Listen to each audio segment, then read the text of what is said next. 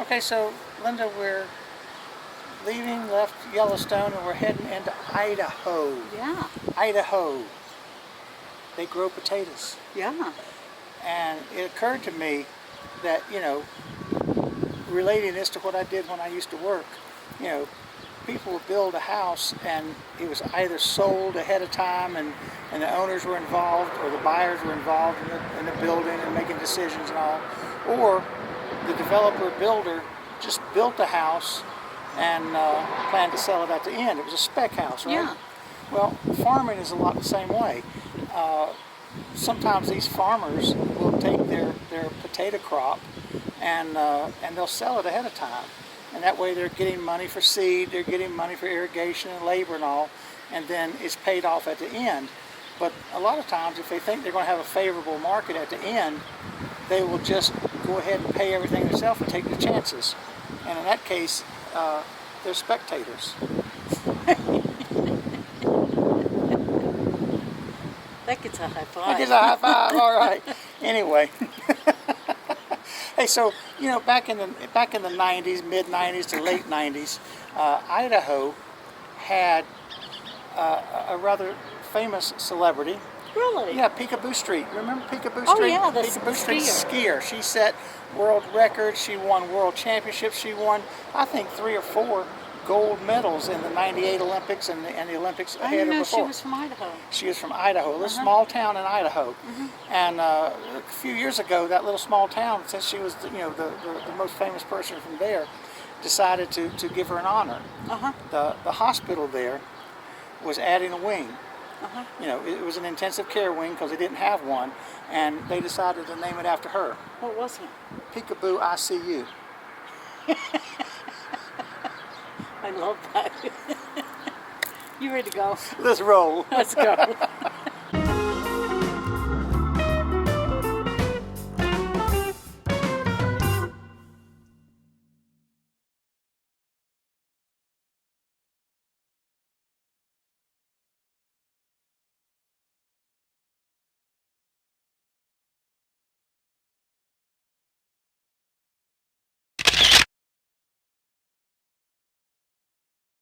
All right, Linda.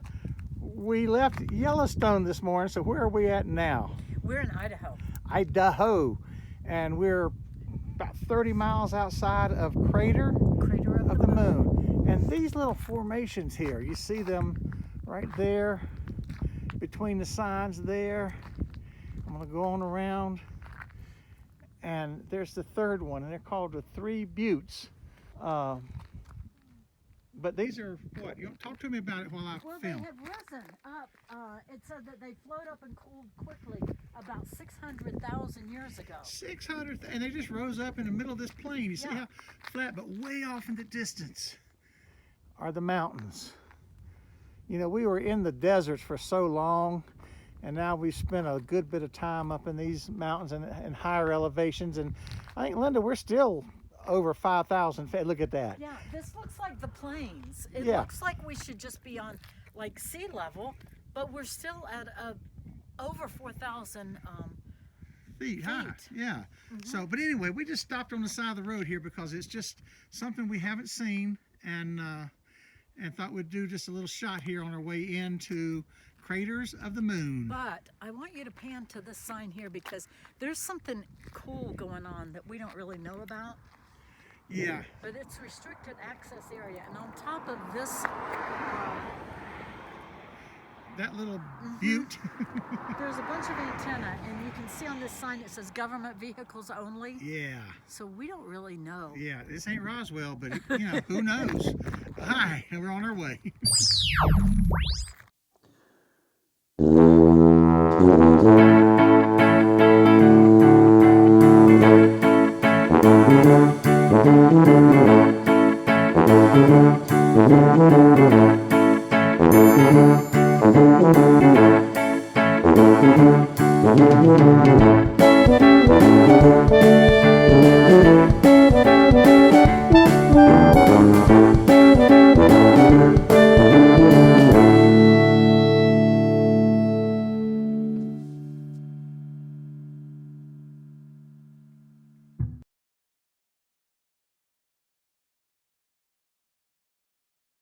this is the scene of the testing. We have a flame going here, but remarkably, where it has been so extremely cold recently in our world, right now we're sitting here with flip-flops on, both of us. 50s. And it feels really Short good. sleeves and t-shirts. It's crazy. Just 2 or 3 days ago, it was 24 degrees. And there's kids and other people over in the pool. Yeah. Hi. Hello. We got little eagles going in the background. Here we go.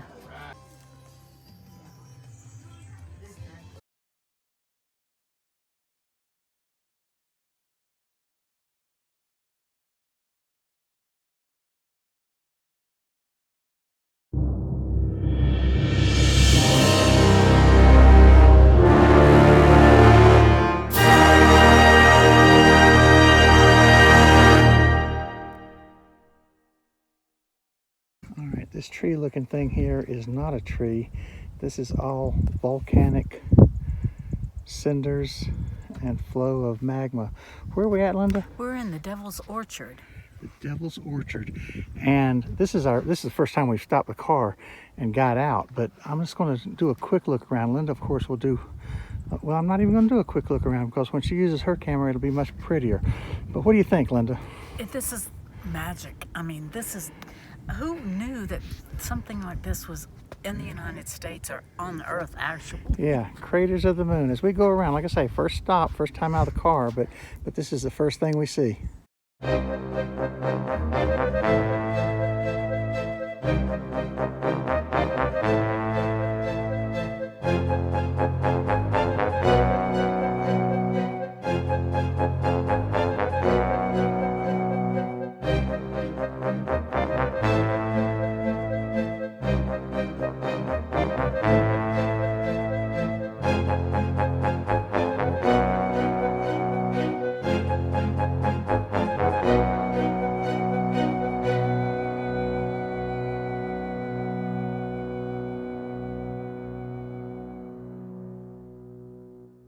Okay, we're here with Ranger Matt.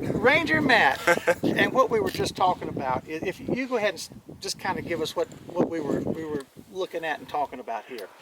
Oh yeah, so this is the Devil's Orchard Nature Trail. It's got a lot of interpretive signs, and it mentions some of the past mistakes we've made here with resource management. In particular, there's a native type of fungus known as the dwarf mistletoe that causes some of the lumber pines to misgrow in a pattern they call witch's brew. Basically, it siphons off water to that particular area, causing the tree to overgrow, and can eventually kill the tree. And back in around the 1950s and 60s, there was an effort by the Park Service to try and eradicate the mistletoe, even though this is a native species. It's not an invasive species. It is a native species that has been here for thousands of years, just as long as the trees. And they made some decisions which we now consider to be mistakes. They decided to poison some of the affected trees to attempt to stop the spread. And it wasn't until many years later that they realized that this is a native on a native. It's something that we really shouldn't be trying to interrupt. We decided it was better to let nature run its course. Natural course of things. Yes. Okay, so in this park, and the plaque that we saw back here Yes. actually pointed out that these dead trees we saw around here, or we see around here, are pretty much a product of that. Exactly, yes. Have there been, because of all the activity in here, have there been non-native things introduced that you've had to eradicate? Yes, we do have a few non-native species, primarily some non-native grasses and other noxious weeds. The big one you're going to see around here is this stuff called cheatgrass. It's this small, thin grass, and when it first starts to just sprout up in spring and early summer, has this very pretty red color to it, which is part of the reason it was brought over, primarily as a decorative grass. But the problem is it spreads very easily, and especially when wildfires occur, it will take over what used to be the native sagebrush habitat. Wow.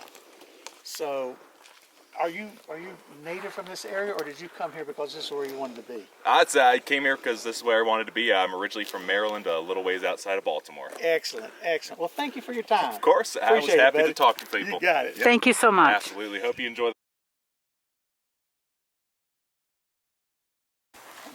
Okay, we're about to hike up what is called here Inferno Cone. And it's an elevation change of 164 feet, and it's just under a quarter of a mile walk up. But and you can see it says stay on the path, and you can see the path is here. So we're about to take a quarter-mile hike up this little Inferno Cone. It's supposed to be a good viewpoint, right? So we're going to go see what we got. Loving the life. All right, let's go. So we're at the top of the cone. What is it called? Inferno Cone. Yeah. We are 164 feet above the surrounding landscape here, and you know, Linda will do a little videos from up here of what we're seeing, but right now we have made the quarter of a mile walk up here, and what we're seeing is fantastic. It's gorgeous. It's absolutely gorgeous.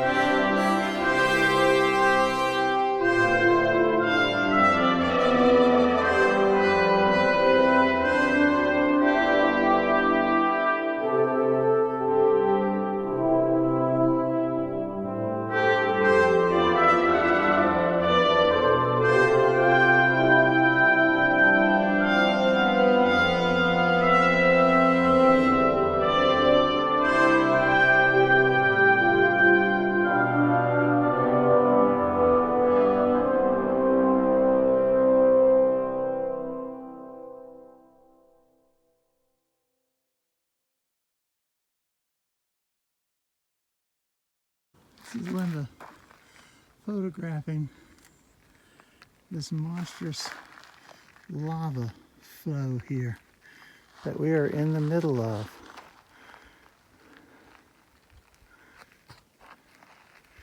Just a trail that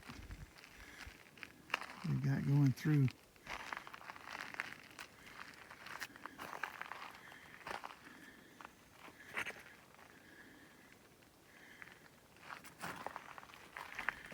Unbelievable stuff here.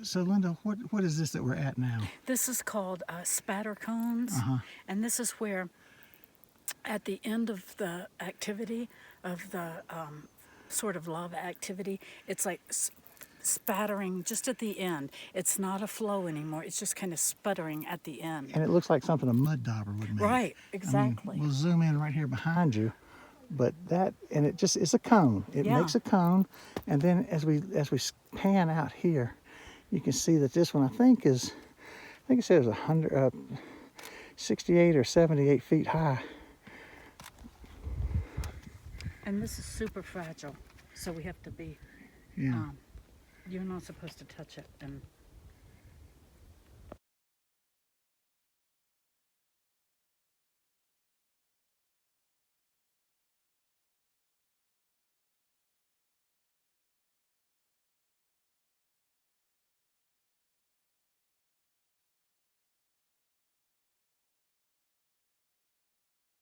perspective. All right, you get you some perspective. Yeah. Because what we're doing is we're looking down, and down there is snow at the bottom. Into a spatter cone. And yeah, into the spatter cone. So here we go. And this is the one we were just at a minute ago, right there.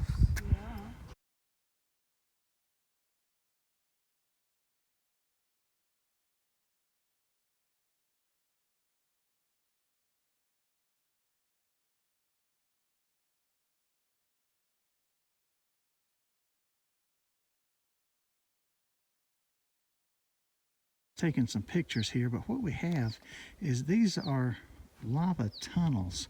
And let me, I don't want to step back too far, but in fact, you can see here where it's falling through. You see the light through there, and this is all collapsed on top of the tunnel.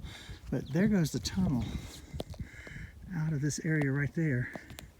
It come right through here, and it goes right in, you know, right there. But now, where Linda's at, let me zoom out or zoom in, whatever I'm zooming, and up here, right below her feet, that tunnel comes out again. But this has collapsed. And this whole area here, where Linda's standing, where we're looking out, is that big volcanic tunnel collapsed. And you can see how the material has cracked and all as it fell down. So this is a collapsed tunnel here. It's pretty dadgum cool. And we're going to continue on down the trail, right, Linda? That's right.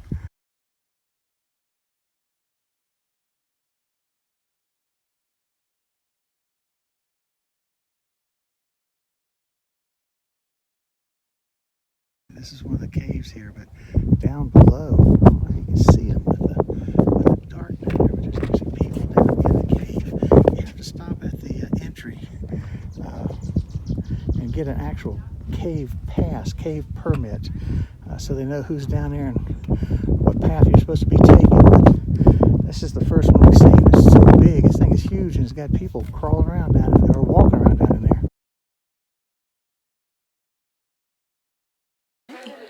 So we came down in the cave, and this is amazing because this whole cave is made from the flowing lava. It sure is. And you can see where the hole is in the roof here. You can see other holes in the roof. We'll turn it around when we finish what we're saying. But this is a lava tube. It's a lava tube, and it is probably 20 degrees cooler down Oh here. yeah, at least. So it is really cool. Absolutely. So we're going to turn the camera around in just a minute and show you exactly how cool it is. There's a lot of tunnels here. We're probably not going to go down them because we don't have a lot of time, but it's really cool, you guys. Yeah, we'll show you what we're looking at Yeah, here. just a minute. What you need to do is look up to the ceiling up here, and you see all the cracks. Everywhere you see a hole here is where the ceiling has already fallen. And you see all the cracks where it's getting ready to fall. And we're, of course, standing right underneath it. So, how smart are we? Yeah. That is why we do it. There you go. But if you look on around back here,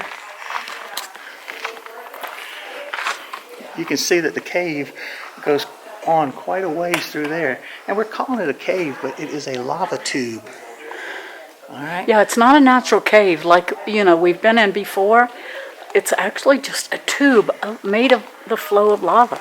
Basically, the way they explained it was this will cool on the top, but then the lava is still flowing below it, and it flows on out while this just forms a big tube. And there it goes on through there.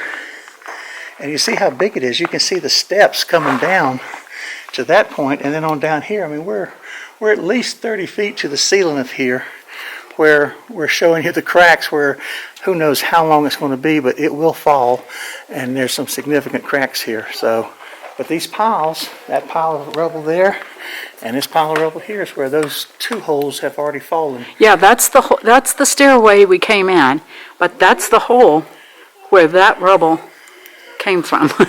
And this one right here. Yeah, that's right. And this rubble, we were just sitting on this pile of rocks here, and that's the hole where it came from. So it's going to continue to fall, but for right now, it's beautiful. It is gorgeous, guys. All right. There's Linda on the path coming back from the cave, stopping along the way, taking pictures. Out here in the middle of the lava flow, craters of the moon, Idaho.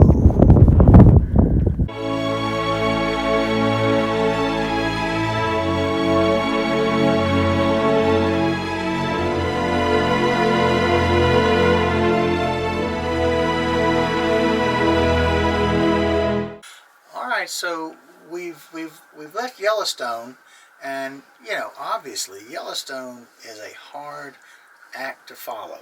I mean, anywhere we go into after that has really got to produce something. And we went to Craters of the Moon, Idaho. And probably, if we ask for a show of hands, who's even heard of Craters of the Moon, much less who's been there, probably a lot of people. But that place is so unique. We've seen a lot of mountain peaks with snow. We've seen a lot of beautiful lakes, shorelines, but we've not seen a single thing like Craters of the Moon. It's completely different than anything we've seen, and it's completely amazing.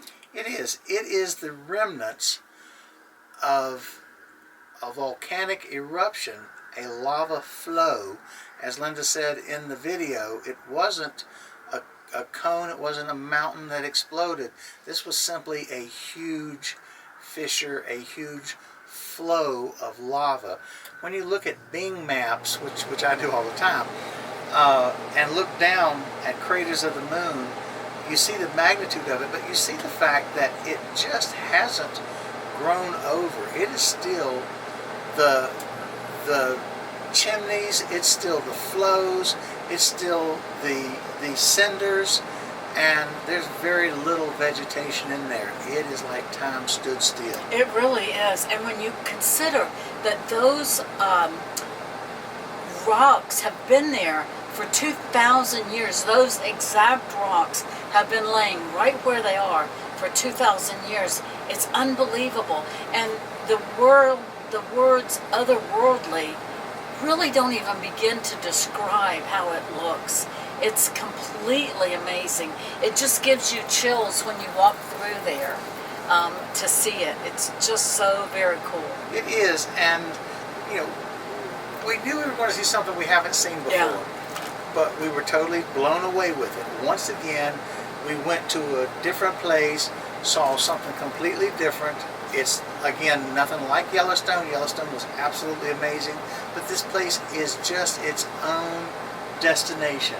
From geology, from geography, from history, it just basically stands the test of time. Yeah, if you're ever there, if you're ever in Idaho, you have to make a point to see it. It is so very cool. Exactly. But we're on to other things, so until next time, peace.